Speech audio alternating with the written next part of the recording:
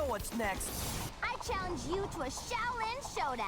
Against your two-time tuning in a race over this here Shaolin Showdown is more than just a TV show about 4 kids trying to collect magical Shen Gong Wu across the world. Yeah, it is a comedy, it is a drama, and it is psychologically everything in between, with its most important component being the center of its entire universe, a Shaolin Showdown. What's a Shaolin Showdown, you may ask? Stop asking questions! No, I'm just kidding. It's essentially a dispute, a disagreement between 2 people who can wager a little bit of their own power against another person, and the winner essentially takes all the power. The power in this context is Shen Gong Wu, and there's so much that goes into this. Not only are they the most important objects known to man, but these are psychologically stressful situations where 2 characters really have to fight to the limit. And Shaolin Showdown does not just do normal showdowns. Like, it seems simple by nature, but there's times where these things go completely off the walls. Whether it's full-on breaking the rules of a showdown, having multiple people go against multiple other people at the same time, like, there's a lot of stuff that you never expect them to add into this. One of my favorite parts of all of this is just how they work the environment into the Shaolin Showdowns. Like, not only are 2 warriors trying to settle a dispute, but when they decide on a game, it usually has to involve environmental changes. So it actually, the entire universe will bend itself to the Shen Gong Wu's will and actually help these warriors settle their argument, which is kind of an old-fashioned, like, duel type mentality, but it's still, they have such a modern view of it, especially for the 2000s. So yeah, not only do they have this entire show based on this, they just find new ways to mix it up season by season. And with only 52 episodes, there's over 100 different showdowns that take place. But hey, that's just a bunch of facts and hooey. Let's get into the real fun of it all, the top 10 best showdowns ever. And I'm talking about characters, what they wager, like the Shen Gong Wu, the showdown, and the context of the episode in which it happens. There's just so many moving pieces that make these a complicated duel, and I just really want to, like, make sure I tell you guys about the ones that matter the most. And make sure you stick around after, because I do want to break down 3 of the wackiest and weirdest ones that are ever to be out there by the end. But let's get into the top 10 right now.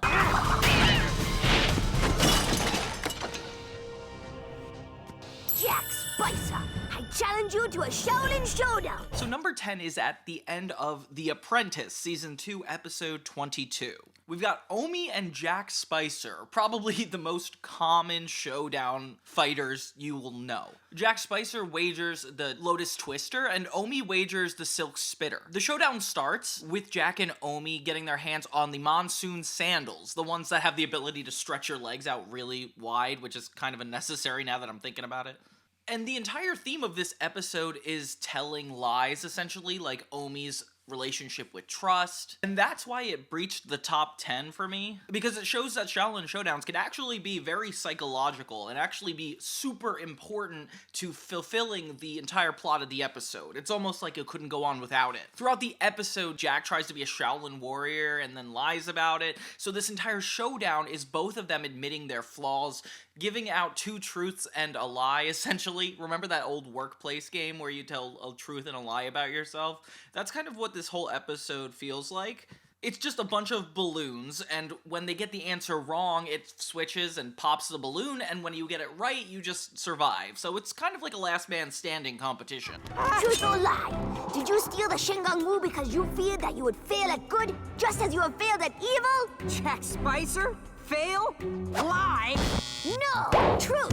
Truth! And more truth! Omi learns a little bit more about Jack and how he's pretending to be evil just to fit in, and that maybe approval is something more he cares about, which is so interesting, and the fact that the entire episode is wrapped around this very theme is really impressive. I just feel like, for me personally, this is one of the best showdowns in general.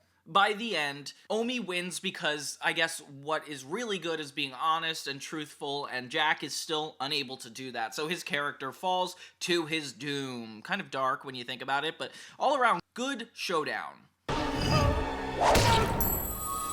Dojo, I challenge you to a Shaolin Showdown. Number 9 for me is actually a really fun one. It's between Dojo and Wuya. Yeah, both of the ancient creatures that have transcended over hundreds of years to be in the current time have never really been involved in the Showdowns before, so this is a really cool episode just in that uniqueness alone. It starts with Wuya actually trying to raid the temple and take all the Shen Gong Wu. Dojo ends up being the one to finally get his hands on the orb, and both of them are challenged to a showdown. At first, Dojo doesn't even want to do it, which I think is super funny, but there's like no real reason he can say no to it. It says right here that a mystical dragon can be Wu-less in a showdown if he has no criminal record. Well, there was no convictions. Since Dojo doesn't have any Shen Gong Wu, he's able to bet himself, which is kind of interesting. And yeah, the whole episode reminds me of Waluigi's pinball from Mario Kart, honestly. It's just the lights and sparking colors are really cool. I love this showdown. Finally seeing all 4 Shaolin warriors watching a showdown go down is actually really cool, and not something we're going to ignore forever. This entire episode is about Dojo anyway, so it's nice that he gets to be the one to solve his own plot, as opposed to the episodes before, like Night of the Sapphire Dragon, when he just takes down the dragon. Or the one where he was locked in a cage. Actually, that one did turn out to have a showdown, but it wasn't him being himself. This one is really authentically Dojo, just like being the klutz he is in the showdown. And even bigger plot twist, he ends up losing, which you do not see coming. Wuya just straightforward cheats, but I guess that's how you have to win a game where you have to get to 1,000,000 points. Can you imagine actually how long that would take? It's insane to think about. It doesn't even end up being like a bad situation, because even though he loses, Wuya takes the wrong Shen Gong Wu anyway, which I don't know how the mystical rules allowed that to happen, but we're gonna move on from that.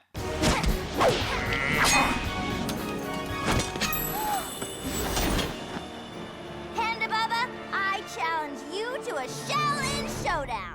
The next showdown is from a Kimiko episode, Season 2, Episode 17, The Return of PandaBubba, where we actually get to meet Kimiko's father, and he is being controlled by PandaBubba. The really cool thing about this one is it's also a very game-like showdown. We've talked throughout the series about a game called Goo Zombies, or Goo Zombies 2, and it's just this game that Raimundo and Kimiko like to play, and they actually incorporate it to be the showdown. Kimiko wagers her Silk Spitter against PandaBubba and his Shroud of Shadows, and they are fighting over the Zing Zombone, which actually turns a bunch of opponents into a zombie to work for you, which is actually kind of specific when you think about it. The reason I like this episode so much is because it's like Kimiko's plot actually defending her father, and like all she has to go through in this episode leading up to this, the emotional stakes just couldn't be higher, and I really love that. Not only that, it's just the aesthetic takes you to a completely different place than you're used to, like the video game world, and they have this nice glow around them that actually is reminiscent of the video game itself. They included this showdown in a level in the game, which I even find cool. Weirdly enough, this is actually one of the longer showdowns. Like usually they'd be about 2 to 3 minutes in like a normal episode. Sometimes you'd get like a very quick end or beginning of one, but this one just goes on for like 4 minutes, and that's not a big deal in retrospect, but there's only 22 minutes in an episode, so it kinda is a big deal. It makes sense though, because there is 3 levels and then a final boss battle that Kimiko and PandaBubba have to go through, and while Kimiko is pretty much at the end the entire time, we're very worried that she's not going to win. They're power-ups! Bango! Meanwhile, all the monks are watching from the DS, or video game console, whatever it is, which is actually kinda cool. In the end, PandaBubba actually loses to the boss, leading Kimiko to take home the win, and it's definitely one of her best wins, I feel like. One of the most interesting showdowns, and the fact that the setting is so unique, going places that we can never go in other shows, I don't know, I just like it a lot. Well, looky here, a standoff. Is actually going to be way bigger than you would expect. There is a showdown that actually takes place almost over the course of an entire episode. Isn't that insane? Yeah, 4 showdowns go on all at once, and it's pretty much just the entire second act of this whole thing. 7 to 8 minutes is all showdown, and it's every monk at once. So the context is the episode is about 5 Shen Gong Wu revealing themselves all at the same time, requiring all the monks to split up and get get each individual one themselves. Jack ends up getting a bunch of people on his side and trying to cover as much ground as possible as well. This episode's cool because we get the Longy Kite, the Tongue of Saiping, the Lotus Twister, and the Sunchi Lantern all revealing themselves at the same time, which has never been done before. Raimundo's showdown is hide and seek in the ocean, which is really cool. Omi's and Jack's is first one with a cup of water without spilling a drop at the end wins. Kimiko and Katnape have a race through the forest, and Clay and Tubby-Mora just try to get to the tongue first. It's not on its own a lot of really interesting Xiaolin Showdowns, but the fact that they have 4 going on simultaneously is just so cool. We get like a plethora of Shen Gong Wu, which is so interesting for the first season. I feel like it makes it a lot more diverse to like get more Shen Gong Wu out there quick. Having Jack and Omi be in black and white is just straightforward the coolest part of the episode. Having this whole thing be about teamwork and the fact that they can't really work together super well is a great premise and a great reason to have these going on at once. The shots are just so interesting, and I've never seen such a good action platforming scene in any cartoon ever. I don't know why, I'm just so impressed by it. Seeing Tubby-Mora and Clay being like doing like an overweight challenge, honestly, like trying not to break the ice, it's just ridiculous. And then even seeing the chameleon bot come back from the episode with Kimiko just to fight Raimundo is also kind of cool. It's just really good in the way it ends up. Actually, everybody loses except for Omi, having 4 Shen Gong Wu lost. Actually, technically 8, because the ones they wagered too, probably. Omi ends up having to save the day at the end of the episode, but it's just so cool that they managed to find an entire episode highlighting what's so cool about a Xiaolin Showdown. At first, I was like having trouble figuring out where to put this on the list, because it's kind of unfair to have 5 at once compared to the other entries in this, but you know what? It's unique, and the unique things about these Xiaolin Showdowns are always what stands out to me, and I can't believe how many times they varied this without me actually realizing it. Like, there's so many unique showdowns. This list is impossible. But yeah, this is definitely one of the most entertaining showdowns out of all of them. It's so hard not to talk about this one when you're talking about the Shaolin Showdowns. How did Chase get out? What's going on? Well, you see, I came here to, Take back the Shen Gong Wu. What? I challenge you to a Shaolin Showdown. But I wager the Shroud of Shadows. And you? I wager the Orb of Tornado. The next one is actually super cool because of the context behind it. It's Season 2, Episode 21, The New Order, and the whole episode is about the villains turning against each other, like Jack Spicer and Chase, and Omi basically gets a secret with Chase Young that is just so...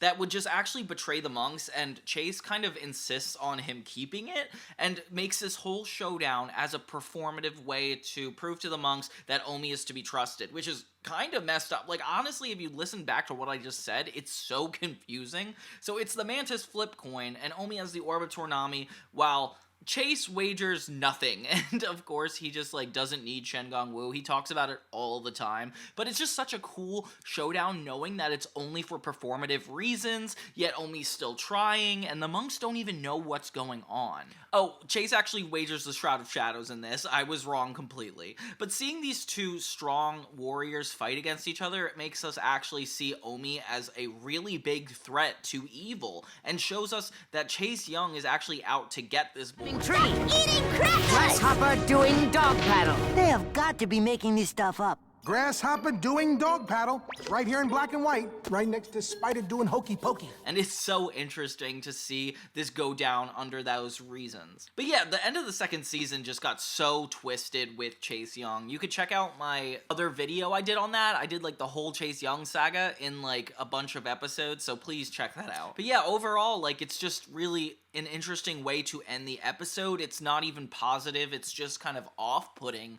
as we see Omi walk out and lie to his friends. You never know what's going on with these showdowns, but the showdowns really do add like this kind of complicated lower subtext to everything the characters are going through, which is something I find the most interesting. The next one is actually another Omi one. I challenge you, Germaine, you, Jack Spicer, and you, Tubby-Mora, to a showdown tsunami. In the 23rd episode of Season 2, we have an episode called Something Germaine. Germaine is a character that comes up in the first season, my homie Omi.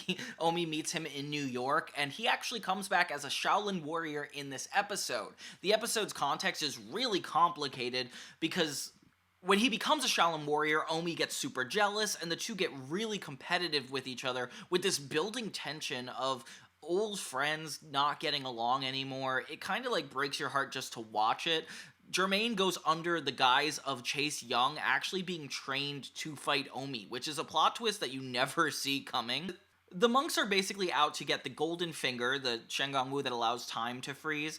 And as Jack, Tabimura, Omi, and Germaine get together, they all wager a Shen Gong Wu. Tabimura, the Shroud of Shadows, and Germaine, the Lasso Boa Boa. And while the villains don't really last super long in this, it's kind of perfect because it's not about them anyway, so seeing them run off is actually kind of funny. But then Germaine and Omi fighting is just so intense and sad because you know that they had such a good connection, so seeing them like really have to turn against each other and declare a winner is so important. What is more evil than turning two friends against each other? I think you did that. Why couldn't you have just been happy for me? I was just not happy for me. And the ending is really why I praise this one so much, because Omi straightforward gives up. He gives up in a showdown, which you'll never expect to see or ever happen again. So I love how they put this together in such a integral way.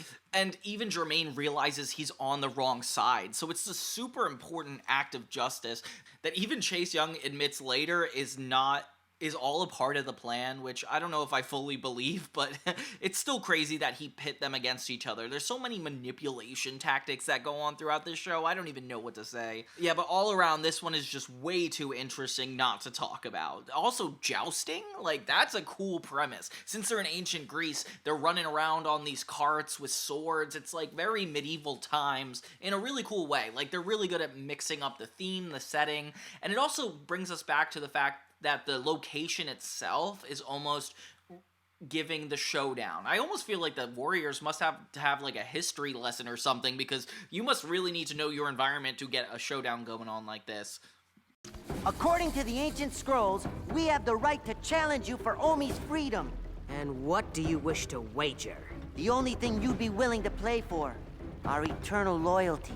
The next one is longer than usual, but it kind of makes sense because it's a 3-part episode. Finding, saving, and judging Omi is a 3-part season 2 finale that leads into the 3rd season, and it's just filled with drama, and Omi becomes evil in it. There's a lot of manipulation tactics, and the entire 3-part episode culminates in this final showdown in season 3, episode 1, Finding Omi. Nobody uses Shen Gong Wu in this one, which already off the bat makes it unique. It's a soccer game between Xiaolin and Heylin. Basically, the monks come together and challenge Chase Young for Omi's freedom. And so that's the only thing at wager here. And so they have a whole soccer team of each side. Whoever scores the most goals wins. And every character gets a chance to shine. At first, they're losing really badly, so it comes to be a very neck-and-neck situation with Heylin having 3 and Shaolin having 0. And having Omi play on their side was such a power move that the monks did, which could be essentially the last time they ever work with Omi again. So the fact that this is like at stake is such a big deal. The entire world is on the line, and honestly, like, this was so close to being in the top 5, it's almost like I couldn't figure out the right one. Wuya's in the audience cheering the whole time, which I find really funny. And Chase has this unfair group of warriors that he raises out of his jungle cats, which can't be fair. It almost reflects the showdown we said earlier between Chase and Omi. Except this one is Chase giving a genuine effort and actually trying to get this showdown. But yeah, this is probably a lot of fan favorite when it comes to these showdowns, so I just had to put it on the list in terms of that too. Like, there was just so much interesting things going on in this show. The only episode that could compete with this is actually just a normal episode. Season 3, Episode 6, The Return of Master Monk Guan.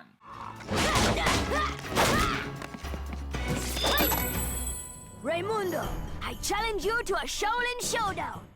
So if you understand this entire show, you'll know why this is such an important episode, because basically Raimundo spends a 4-part episode turning evil, and then in this, he just completely backtracks and becomes evil once again, when the monks are sent to a new Shaolin training center. Raimundo ends up raiding the temple and taking all the Shen Gong Wu from his own monks. Oh my gosh, they had a fight in the first 4-part episode between the monks and Raimundo, and it was like honestly heartbreaking. So to see this go down once again is so sad. It's over an entire bag of Shen Gong Wu, so there's so much at stake. Like, whoever wins is gonna get all this, you're telling me? That's crazy. Omi only has the gills of Hamachi, so he has to wager that, and Raimundo wagers his fancy feet, which is so rare. The fancy feet just like come in very minimally in this show, and it just allows you to run really fast. I feel like that is relevant and would just be more helpful than not.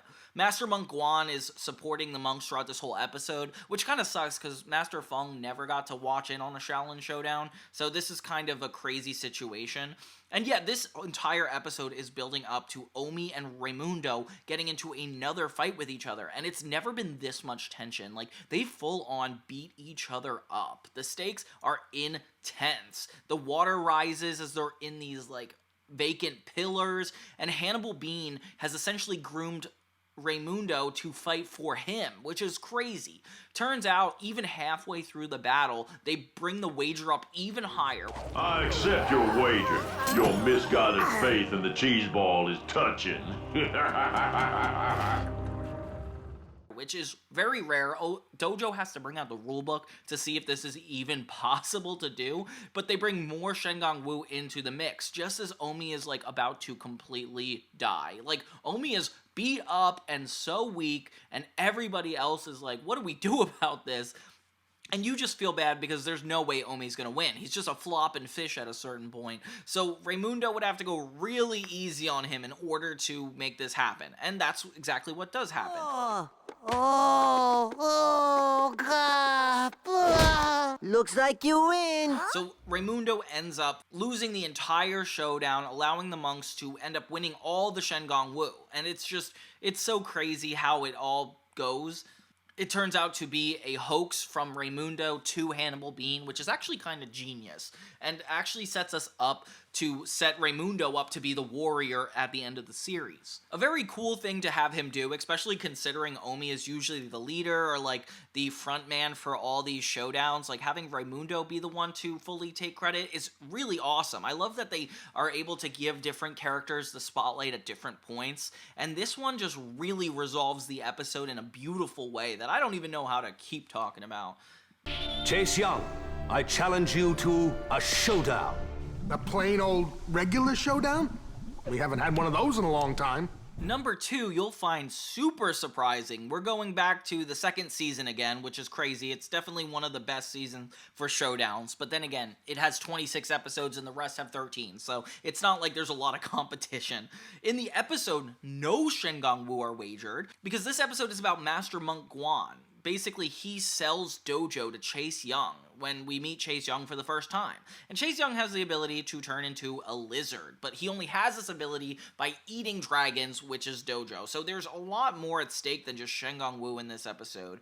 And at first you're gonna think that it's the monks who have to get into this showdown, but no, it's Master Monk Guan. And because of all the history we learn about, actually adds so much to this showdown. It turns out these two used to be both Shaolin warriors and fighting for Shen Gong Wu until Master Monk Guan lost his sword. So once you know all that, you know that it's really important that they're not fighting with Shen Gong Wu, that this fire is going. The music in this is phenomenal. They have so many good action scenes that just only can remind me of like Dragon Ball Z by how fast they're going.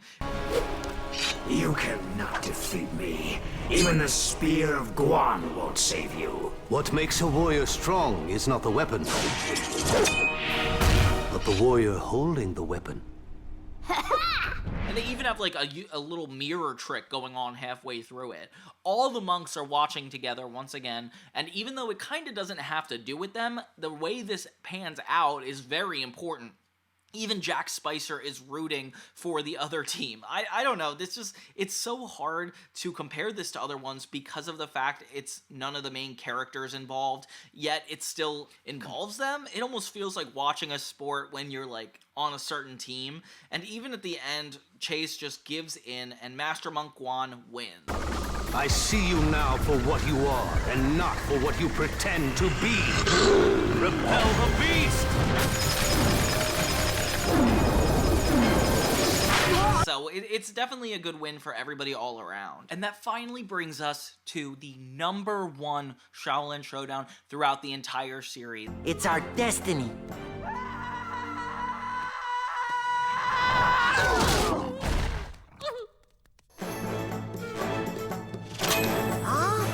I challenge you to a 4-way tag team Xiaolin Showdown. Fortunately, it's not super surprising. But before we get into that, I definitely want you guys to stick around after this because I have a few shout outs to Showdowns that I think are just so cool. And even though they couldn't crack the top 10 by how good they were, we definitely need to give a mention because they're either wacky, confusing, or just straightforward awesome. So please stick around. So it should be no surprise that Season 3, Episode 13, Time After Time Part 2, the series finale of Shaolin Showdown, has the best showdown. I mean, could you have it any other way, guys? Like, I can't imagine it not ending in a Shaolin Showdown. This one is by far the longest showdown you get in the entire series. It almost takes the Royal Rumble premise where all 4 warriors are involved, but instead of being in their own individual showdowns, it's all together, and it's like a tag team showdown, which comes down to Raimundo and Hannibal Bean. The entire 2-part episode is like them traveling to and from different periods of time to try to figure out this old Shaolin warrior bloodline and who gets the Shen Gong Wu by the end of the show. So there's a lot at stake, and even having this take place in the very past, in a timeline where the Shaolin warriors almost lost to evil and it's in this whole dystopia, makes it super cathartic from the ground up. It's rescuing the princess from the top of the tower, so there's this giant tower that goes up to the sky, and all the villains in the entire series are involved. I mean, it's only a couple really important ones, but Master Monk Guan, Chase Young. Hey, no fair! One player at a time! So, we're cheaters. Everybody who's like just so evil is fighting for the other team. And it takes forever to talk about which Shen Gong Wu are wagered in this because it is just straightforward ridiculous. At one point, Wuya, who is like the witch that we see in Season 1, like even further, brings in these demons, and it's like so clearly unfair to the Shaolin monks. It seems like they're going to lose at so many different points, with Raimundo even like falling to his demise. So crazy, but like the warriors come in clutch all together, and Omi comes in at the last second, which is cool because he's like kind of the main character, but even though Raimundo made the sacrifice. And in the very end, they save the princess, which is Dojo in a wig. It's super funny, and it just really encapsulates everything that's so good about Shaolin Showdown. My hero!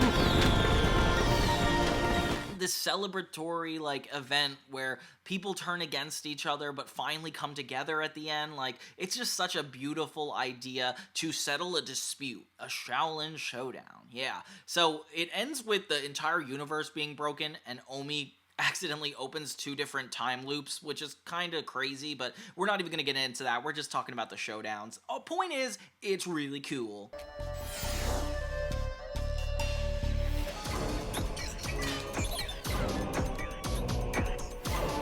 Okay, now we have to talk about some of the shout-out ones that didn't make the top 10, but is just cool anyway.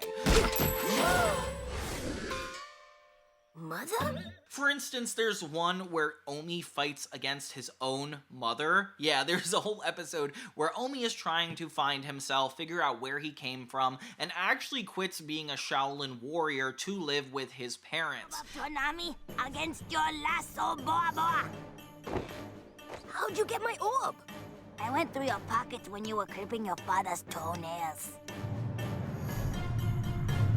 In the end, the mom comes in, is kind of evil and says that when he's an adult he'll understand. She wagers her Orb of Tournami and Omi wagers, and they fight for this entire slew of Shen Gong Wu. It's just so funny seeing it be like mother and son, and the way Omi talks about the whole situation. There's nothing sweeter than a mother's love for her son. Tear him up, Mom! Mother and son should not fight. It is not right. I'm your mother. I tell you what's right. It's just hilarious. Of course, Jack is rooting for the mom, which is even more off-kilter than you would expect. All of this is just so unexpected. And I think that's the best part of it all. Like, that showdowns don't have to be this serious psychological issue. It can also just resolve a simple dispute in an episode between mother and son. In the end, we learn that it's not even his actual mother, it's just a robot created, so it doesn't necessarily matter anyway. But the emotions are so high, it's hard not to talk about, okay? Like, it's so funny. I challenge you to a Xiaolin Showdown trio! And speaking of super unique showdowns, Season 3, Episode 11 is the last normal episode before the series finale where we had that best Xiaolin Showdown I was talking about. And this one is really unique because it's all the villains on their own against each other, all fighting for evil, mind you. They all have their own Shen Gong Wu. It's Chase, Jack, and Hannibal. It's kind of ridiculous. So Jack is actually portrayed by Kimiko in this moment, which nobody really knows, so it's kind of like a secret. You can defeat them, Jack. I am sure of it. Kimiko does not stand a chance. Why are you rooting for Jack? No reason. Just like to go with the underdogs. But it's still funny watching him get beat up by Chase and Hannibal. Like, Wuya is so confused when watching this because obviously the monks know it's Kimiko, so they're all just like, who are we rooting for? And yeah, it's just such a good episode to result in all these villains fighting against one another. That Chase has girly hair. A real warrior shaves his head like me. Ha! You could pour fertilizer on that head and nothing would grow. And Jack starts using Chase and Hannibal's like resentment toward each other against him, which is actually really cool. And then by the end, Jack as Kimiko wins the showdown, and it's all for the cannon blaster, which is really cool. All around, just a good episode, good idea. Brings out a lot of old tension between Chase and Hannibal, and I'm just enjoying it. Yes! All right, Yeah, you go, girl! Boy. And then we got one more that I think is really cool. It just has to be talked about. The Sands of Time episode from Season 2, Episode 8. In this, we are going for the Shen Gong Wu called the Ruby of Ramses. And Omi brings back old Omi with him using the Sands of Time, because Jack brings the old Jack, and the whole episode is about them getting to Shen Gong Wu first. It's just so crazy. I can't find my keys! Our third arm sash against your monkey staff. Our man is flip coin against your thorn of thunderbolt. Or thunderbolt, actually. So the Jack wager the Mantis flip coin and monkey staff, while the Omis wager the Thorn of Thunderbolt and the third arm sash. And the showdown is actually really cool too. Like, not only is it just weird because it's future and past selves fighting each other, but it's in this giant pyramid that is split into 3 separate levels. And all of them have to go through this maze and try to get to the end. With Jack even turning on his own counterpart. Like, they don't even get along the whole time. Omi and old Omi are really sweet together. I like watching them fight on the same team. But for the most part, like, it's just a really epic showdown that you can't not talk about that. You know, like, it's such a cool idea.